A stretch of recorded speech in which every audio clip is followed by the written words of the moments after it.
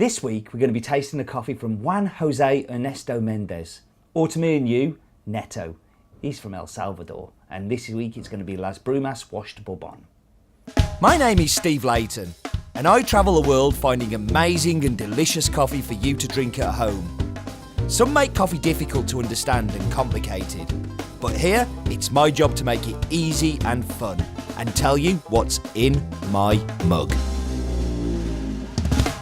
So as I said, this week's coffee comes from El Salvador, and it comes from the department of Sonsonate, which is incredibly near to the city of Santa Ana, and is on the famous Santa Ana volcano. Think La Luge on this side, volcano. Think Las Brumas this side. Las Brumas faces the Atlantic and has a lot of influence from the breeze coming in, not the Atlantic, sorry, the Pacific, and has a lot of influence from that Pacific coming across. It can get extremely windy up there, and yeah, that means that you have to be very careful with your shade tree planting and your wind barriers. I remember the first year that Neto bought from him, and he took me to the farm. 3 days before, it had a wind, and every single cherry was sat on the floor at the bottom of the hill, completely ruined, no good, couldn't do anything with it. A great way to start a relationship with a farm. Since then, he's invested heavily in different planting areas, lots of wind barriers, lots of trees, kind of really taking into account how important the agriculture of the area is. To the point of he's got the forest project, which is a natural forest, untouched, which he's left as trees, and he's planting coffee up on the mountain. So his full name, as I said earlier, is Juan Jose Ernesto Mendez Aguero. Everybody has long names in Central America, it seems. But to me and you, he's Neto because he's a friend, and a really close friend. So the altitude of the planted coffee is 1,400 metres above sea level to 1,700 metres above sea level. But there's a special bit from 1,700 metres to 2,000 metres, which I believe is the highest farm in El Salvador. Prove me wrong, Twitter. But it is super high, and it goes right up to the tip of the volcano. And this one is from the 1,400 to 1,700 metres, but later on in the coming months, we're going to be having some of those 1,700 to 2,000 metres coming on as well.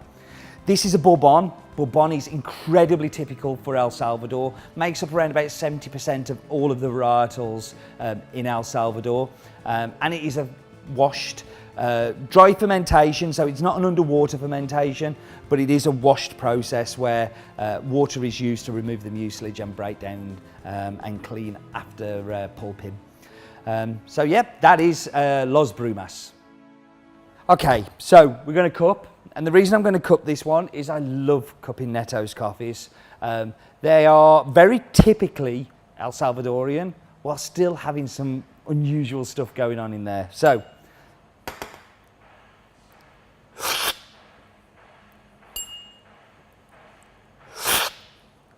this is a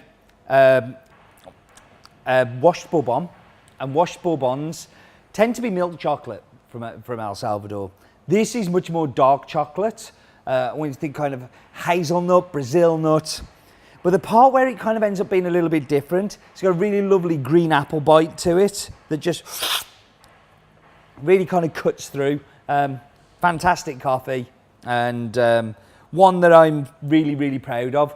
Not just this one, but some of the stuff that he's been doing in the forest project. Some of the pacamaras from the farm, some of the geishas from the farm, just really, really interesting work. And of course his SL28 that Dale competed with in the World Barista Championship last year and won with. So this farm has a real pedigree and a real quality. So why am I standing next to the espresso machine? Well, I wanted to talk about what makes El Salvadorian coffee, and in particular Las Brumas, a good coffee for competition. Well, it's its profile. Bourbon tends to be very sweet, very clean, interesting but not dominant acidity, and something that just transfers well through milk. So if you have something, push that back. If you have something that has lots of acidity and you add milk to it, it tends to kind of almost curdle the milk a little bit. But with this coffee, you get like a dark chocolate, a hazelnut, and a delicate green apple acidity that isn't dominant. The sweetness is definitely the dominant part. And when you add sweet milk to sweet espresso, it's a winning combination. So that for me is why El Salvadorian coffees tend to be the best for competition and why they're a barista's dream. Okay, so this is a treat. I have an espresso and a cappuccino of Los Brumas. Because I was talking about how this is a barista coffee, I thought it was a really good idea to get a barista to make it, so Dale made it for me. Chris very kindly made me the Chemex, which is awesome. So the espresso has been sitting for like a couple of minutes while we were waiting for the brew to come, and the green apple has just shot to the forefront. Whereas I haven't really found that in the coffee when I've been cupping it. As it's cooled, it really has come up, and you do get that lovely dark chocolate bite. But this is what I'm really looking forward to.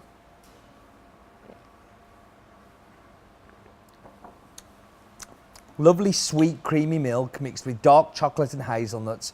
Sounds pretty cool to me. I don't know about you, but it's certainly the way that I would like to drink my coffee. I'm going to lean over and check my Chemex, which is coming to the end. Perfect timing. Wow. Doesn't happen on in my mug very often. And we're going to go for the brewed.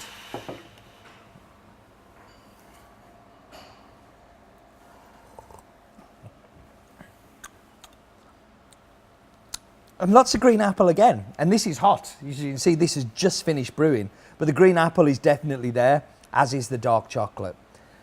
If you're going to make me choose, because I haven't done this for a while, I'm going to put them in some kind of order.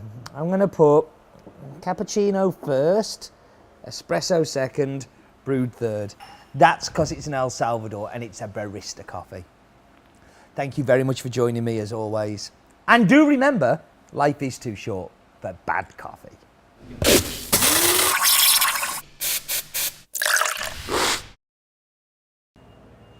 501.